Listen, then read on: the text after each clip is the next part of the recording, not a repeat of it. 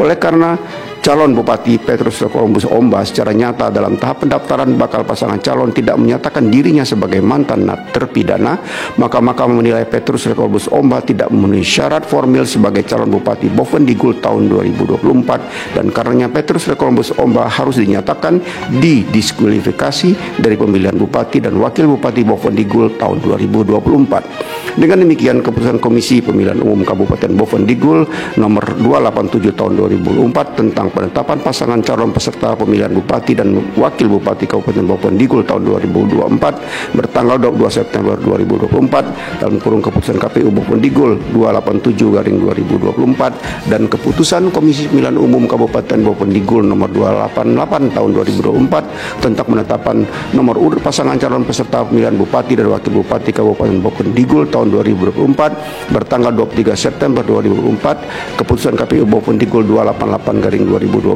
dengan dinyatakan batalnya keputusan KPU Bovendigul 287/2024 dan keputusan KPU Bovendigul 288/2024, maka hasil pemilihan Bupati dan Wakil Bupati Bovendigul tahun 2024 yang dituangkan dalam keputusan KPU Bovendigul 433 tahun 2024 juga harus dinyatakan batal demi hukum. Sebagaimana lazimnya di panel 2, pertama kita akan periksa ahli dulu. Dan setelah ahli diperiksa nanti akan kita silakan untuk meninggalkan tempat. Kami akan berikan kesempatan kepada ahli maksimal waktunya masing-masing 10 menit dan tidak ada pendalaman. Sebagaimana biasa, setelah selesai nanti ahli boleh meneruskan di ruangan ini atau meninggalkan ruangan. Iya, sebelumnya kami dari pengacara atau kuasa hukum Bapak Petrus Columbus Omba dan Bapak Marlinus ingin menanggapi putusan Mahkamah Konstitusi tentang penanganan pilkada di Bovendigul. Jadi tentunya kami menghargai dan juga menghormati putusan tersebut karena putusan tersebut adalah putusan lembaga Mahkamah Konstitusi. Namun memang kami memiliki beberapa catatan yang kami sangat sayangkan dalam penanganan pilkada, khususnya di panel 2. Ada beberapa catatan yang kami sangat sayangkan dalam penanganan pilkada Bovendigul yang kami tangani. Yang pertama, prosesnya. Jadi kalau kita melihat proses dalam beracara di Mahkamah Konstitusi, bahkan juga di badan peradilan lain yang ada di bawah Mahkamah Agung, hukum acara menjadi salah satu instrumen yang sangat penting untuk menjamin kepastian dan keadilan serta hak-hak yang akan diperoleh para pihak selama beracara. Dan itu diatur dalam peraturan perundang-undangan. Nah, dalam konteks ini tentunya hakim konstitusi juga harus mengikuti aturan main atau hukum acara yang sudah diatur dalam peraturan perundang-undangan yang menyangkut tentang hukum acara penanganan pilkada di Mahkamah Konstitusi. Nah, tapi dalam penanganan pilkada serentak kali ini tahun 2025 di Mahkamah Konstitusi ini ada yang sangat kami sayangkan, di mana terkait dengan proses pemeriksaan ahli. Jadi kalau kita melihat dalam proses pemeriksaan ahli di panel 1 dan panel 3, karena ini kan di MK ini kan karena perkaranya mungkin sangat banyak sehingga proses pemeriksaannya dipisah menjadi 3 panel. Satu panel berisi 3 hakim. Walaupun seharusnya dalam undang-undang secara normatif pemeriksaan itu dilakukan minimal 7 hakim dan minimal sekali 6 hakim, tidak boleh kurang dari 6 hakim tersebut. Tapi karena mengingat pemeriksaan perkara yang sangat banyak, maka kemudian mereka membuat proses pemeriksaan ini dibagi menjadi 3 panel, satu panel 3 hakim. Lalu kemudian pada saat memeriksa ahli di panel 1 dan panel 3 memberikan kesempatan yang sama, yaitu ahli dapat didalami. Artinya para pihak dapat menanyakan atau mendalami atau meminta tanggapan atau minta pandangan terhadap kasus yang sedang diperiksa oleh Mahkamah Konstitusi. Artinya tentunya setiap pihak menghadirkan ahli untuk menguatkan dalil, alasan-alasan ataupun dalil-dalil dalam permohonan ataupun dalam keterangan pihak terkait. Dalam konteks ini kami sebagai pihak terkait. Nah, tapi di panel 2 di mana perkara kami diadili dan diperiksa dan disidangkan itu memiliki perbedaan di mana ahli tidak boleh didalami keterangannya. Jadi pada saat mendengarkan keterangan ahli itu pun hanya dikasih waktu 10 menit. Setelah itu langsung hakim mempersilahkan ahli untuk keluar persidangan atau mengikuti persidangan tapi hanya mendengar, bukan untuk ditanya ataupun memberikan tanggapan setelah selesai 10 menit tersebut. Nah, ini yang kami sayangkan karena apa? Kami menjadi tidak bisa mendalami ahli tersebut. Hanya kemudian mendengarkan keterangan yang disampaikan itu pun hanya 10 menit yang tentunya tidak secara komprehensif disampaikan oleh ahli. Ya, kami berpikir kalau seperti itu untuk apa kami menghadirkan ahli? Mungkin cukup dengan memberikan keterangan tertulis dari ahli yang kita gunakan. Tapi ini sudah kita hadirkan ahli, tapi kita tidak bisa mendalami. Sementara ada banyak hal yang sebenarnya bisa didalami kepada ahli yang dihadirkan oleh para pihak, baik pemohon, termohon, ataupun pihak terkait, untuk didalami yang nantinya akan menjadi masukan kepada hakim, sehingga keyakinan hakim bisa bertambah. Karena bisa saja yang disampaikan oleh ahli itu belum didalami dan akan muncul banyak pandangan dan pendapat setelah didalami oleh para pihak. Ini yang kami tidak mendapatkan kesempatan itu. Berbeda dengan pihak-pihak lain yang bersidang di panel 1 dan di panel 3. Artinya dalam satu persidangan, dalam satu lembaga bisa memiliki hukum acara yang berbeda. Nah, ini yang sangat kami sayangkan. Saya nggak tahu dalam hal ini ada praktek yang sama di mana. Kalau saya pikir kayaknya tidak ada, hanya di Mahkamah Konstitusi. Nah, ini yang menurut saya menimbulkan ketidakadilan, di mana di panel lain hakim bisa mendalami ahli, para pihak bisa mendalami ahli, tapi di panel 2 tidak bisa. Nah, ini tentunya menjadi suatu proses yang tidak berkeadilan, tidak memberikan perlakuan yang sama. Nah, ini yang kami sayangkan dalam proses persidangan kemarin, sehingga ahli kami menjadi tidak maksimal dalam memberikan keterangannya, dan kami juga tidak bisa mendalami hal-hal yang ternyata menjadi pertimbangan hakim dalam memutus perkara Pilkada Bovendigul dengan mengabulkan permohonan pemohon, sehingga klien kami didiskualifikasi oleh Mahkamah Konstitusi. Itu yang pertama. Lalu yang kedua, terhadap substansi atau putusannya. Jadi bukan bermaksud untuk menilai putusan Mahkamah Konstitusi secara substansi, tapi kami coba ingin melihat konsistensinya. Karena begini, dalam perkara, mungkin saya sedikit menjelaskan kembali, tapi sebenarnya sudah ada dalam video sebelumnya, mungkin bisa dilihat penjelasan saya terhadap substansi kasusnya Bapak Petrus Licolombus Omba yang dimohonkan oleh pemohon. Jadi intinya Pak Petrus ini melakukan satu tindakan tidak masuk kantor, kalau bahasa sederhananya. Jadi kalau PNS itu tidak masuk kantor dalam waktu lebih dari 1 bulan, biasanya dipecat. Tapi kalau di militer, karena pada saat itu tahun 2004 Pak Petrus masih sebagai prajurit TNI. Nah, beliau karena tidak masuk kantor atau tidak berdinas dan tidak izin kepada atasannya, itulah yang kemudian dalam hukum militer menjadi atau memiliki sanksi pidana dengan ancaman 2 tahun 8 bulan dan vonisnya 6 bulan plus dipecat dari kesatuan, menjadi istilahnya disersi.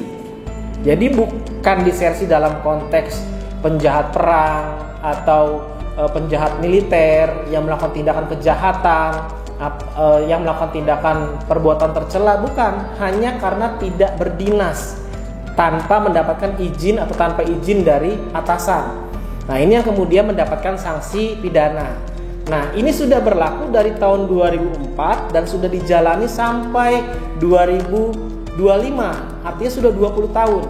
Bahkan kalau melihat ke belakang, Pak Petrus sudah 2 kali menjadi anggota DPRD, baik 2024 ke dari 2019 ke 2024, lalu kemudian di 2024 terpilih kembali, baru mengundurkan diri karena ingin menjadi kepala daerah. Nah, artinya sebenarnya secara persyaratan sudah clear, tapi kemudian, dan waktu itu juga tidak ada yang mempermasalahkan soal itu, soal status hukum Pak Petrus. Baru kemudian pada saat pilkada, ketika paslon nomor urut 4 itu kalah, barulah mereka mempersoalkan. Padahal dalam proses penyelenggaraan, mulai tanggapan masyarakat sampai ke proses pencalonan, sampai ke proses pencoblosan ataupun debat, sebelum itu ada debat, ada pengundian nomor urut sampai ke pencoblosan, tidak ada keberatan sama sekali baik dari masyarakat maupun dari paslon. Bahkan laporan ke Bawaslu pun tidak ada. Baru saat rekapitulasi kabupaten melihat perolehan suaranya kalah dari Pak Petrus, barulah kemudian mengajukan laporan ke Bawaslu yang kami duga itu tujuannya untuk menjadi syarat mengajukan ke Mahkamah Konstitusi. Nah, artinya intinya mereka mempersoalkan karena Pak Petrus dianggap tidak secara jujur mengumumkan ke publik. Karena dalam aturan pasal 7 ayat 2 huruf G dan juga pasal 14 ayat 2 huruf F PKPU nomor 8 tahun 2024 itu mengatur bahwa mantan terpidana yang ancamannya 5 tahun itu wajib mengumumkan ke publik tentang statusnya dan memiliki masa jeda 5 tahun untuk bisa mencalonkan. Artinya ada beberapa syarat yang harus dipenuhi, yaitu ancamannya 5 tahun, baru kemudian wajib mengumumkan, dan menunggu masa jeda 5 tahun baru bisa mencalonkan. Nah, kalau kita urut syaratnya Pak Petrus, itu dia ancamannya di bawah 5 tahun, 2 tahun 8 bulan. Lalu yang kedua, dia bukan kemudian tidak mengumumkan, karena LO dari Pak Petrus ini memahami saat BIMTEK, di mana dalam BIMTEK itu mengatakan bahwa terhadap kolom terpidana itu untuk mantan terpidana yang ancamannya 5 tahun. Nah, karena Pak Petrus ini ancamannya di bawah 5 tahun, maka tidak memilih itu karena tidak sesuai dengan aturannya.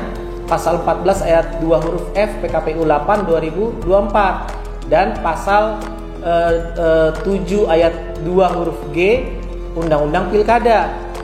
Nah, sehingga kalau mengacu aturan yang secara normatif itu tidak masuk dalam syarat itu. Makanya karena Pak Petrus juga memiliki surat keterangan bebas terpidana dari pengadilan negeri, karena memang ke pengadilan negeri domainnya adalah terhadap aturan-aturan sipil, masalah pelanggaran-pelanggaran kejahatan pidana sipil, sehingga memang tidak mungkin status militer dimasukkan ke dalam putusan-putusan ataupun keterangan di pengadilan negeri. Apalagi di pasal 45 itu mengatakan bahwa pengadilan yang adalah pengadilan negeri, bukan pengadilan militer. Nah, karena yang dipunya adalah dokumen militer, maka konsultasi ke KPU, ke helpdesk-nya, lalu kemudian diarahkan, ya sudah, karena ada surat keterangan bebas terpidana dan ada SKCK yang juga menyatakan bebas terpidana dalam konteks sipil, maka itu kemudian mengisilah kolom itu. Nah, ini yang dianggap bahwa Pak Petrus menyembunyikan statusnya, tidak mau mengumumkan. Nah, cuma yang jadi masalah sekarang dalam putusan, jadi kan pada saat pembacaan putusan itu kan putusan perkara nomor 260 dalam hal ini perkara Bovendigul yang kami tangani itu kan dibaca pada urutan berikutnya. Ada putusan yang pertama kali dibacakan oleh Mahkamah Konstitusi, yaitu putusan nomor 2 tahun 2025 dalam penanganan perkara PHPU di Pasamanan. Jadi dalam putusan nomor 2 tahun 2025 yang memeriksa dan mengadili dan memutus sengketa pilkada di Pasaman, daerah Kabupaten Pasaman, itu ditangani oleh panel 1 yang kemudian dalam pengucapan putusan dibacakan oleh Yang Mulia Dr. Soehartoyo. Dan seterusnya dianggap diucapkan. Ternyata belum melewati masa 5 tahun untuk melepaskan diri dari kewajiban untuk mengemukakan secara jujur dan terbuka berkenaan dengan yang bersangkutan mantan terpidana. Oleh karena itu, calon Wakil Bupati Anggit Kurniawan Nasution SIKOM MSc tetap dipersyaratkan secara terbuka dan jujur mengemukakan mengenai latar belakang dirinya sebagai mantan terpidana ketika akan mencalonkan diri sebagai kepala daerah atau wakil kepala daerah. Nah, jadi kalau kita melihat konstruksi dari perkara tersebut sebenarnya sama dengan konstruksinya Pak Petrus, di mana wakil bupati dari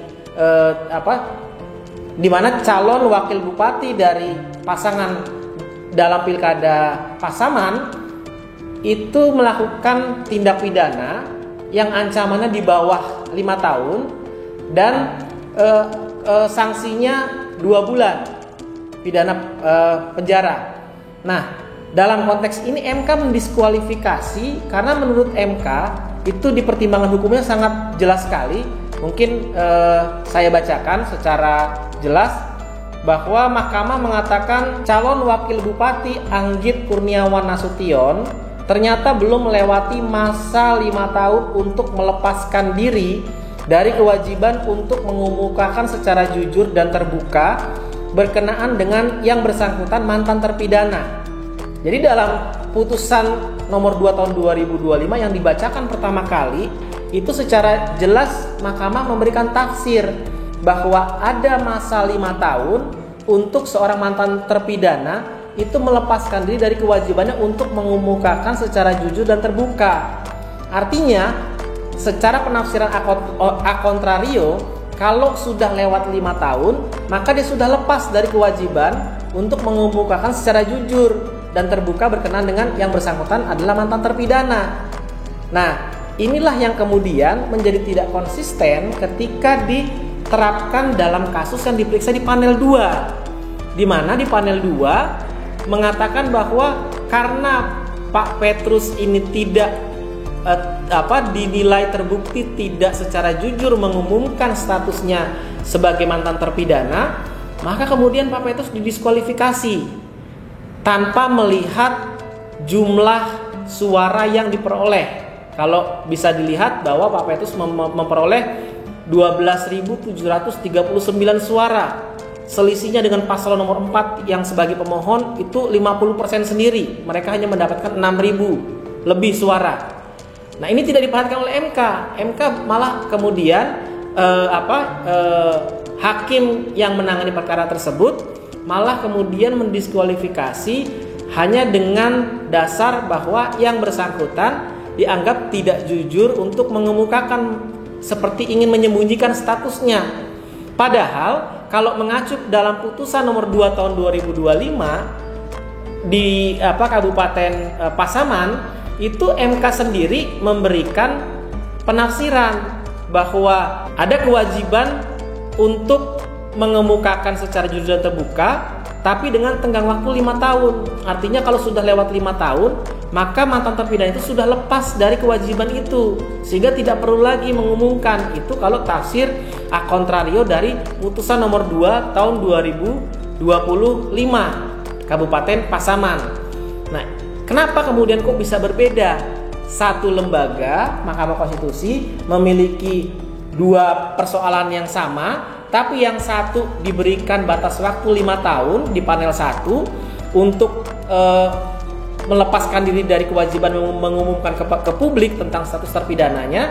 Tapi di panel 2, kalau kita pahami secara menyeluruh penafsiran dari panel 2, artinya semua mantan terpidana yang melakukan tindak pidana apapun itu ancamannya, itu seumur hidup harus mengemukakan ke publik.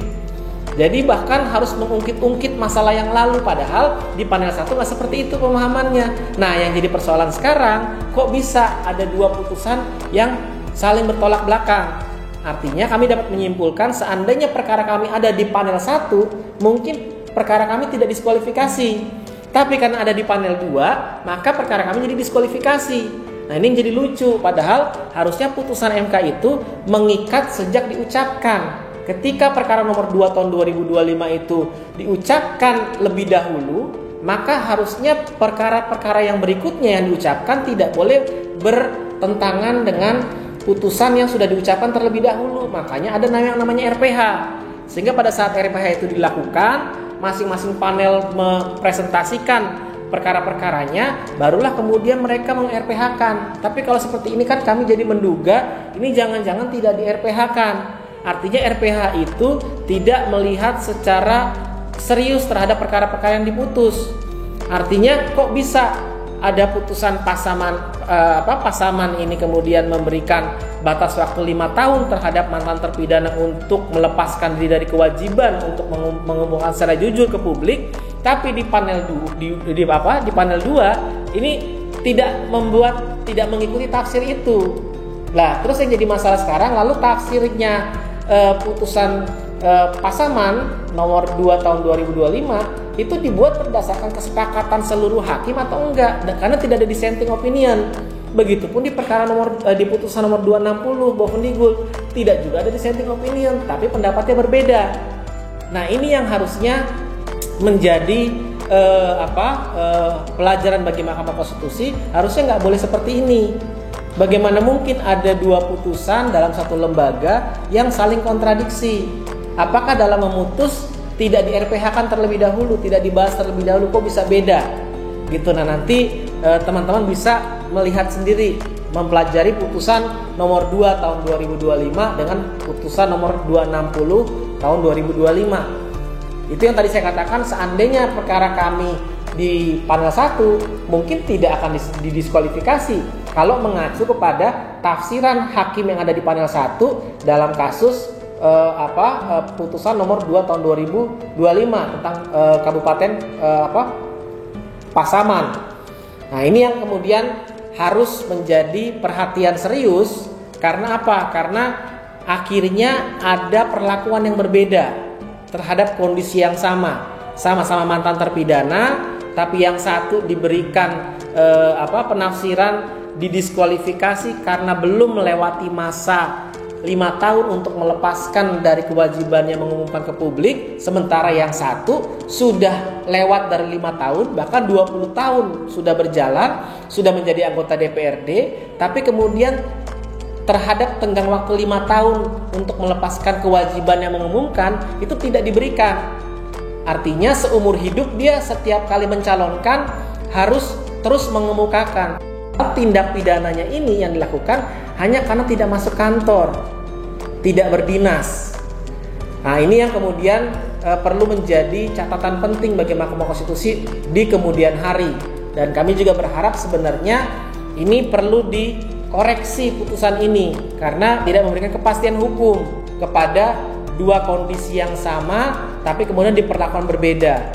Artinya kalau mengacu pada putusan nomor 2 tahun 2025 seharusnya Pak Petrus de Columbus Omba karena sudah 20 tahun sudah terlepas darinya untuk mengumumkan ke publik, sehingga tidak lagi perlu mengisi kolom-kolom yang kemudian dipersoalkan dalam persidangan. Artinya satu saja tidak memenuhi, makanya harusnya rontok semua. Nah, Pak Petrus sudah 20 tahun sudah lepas dari hak sudah lepas dari kewajiban untuk mengumumkan ke publik berdasarkan pertimbangan di panel 1. Ini kemudian menjadi tidak mendapatkan hak yang sama terhadap penafsiran di panel 1. Nah, ini yang kemudian harus menjadi evaluasi, dan bahkan kami berharap ada koreksi terhadap putusan ini karena ini tidak berkeadilan dan tidak memberikan kepastian hukum terhadap klien kami Pak Petrus de Columbus Omba. Mungkin itu yang bisa kami jelaskan terhadap putusan yang diputus kemarin pada tanggal 24 Februari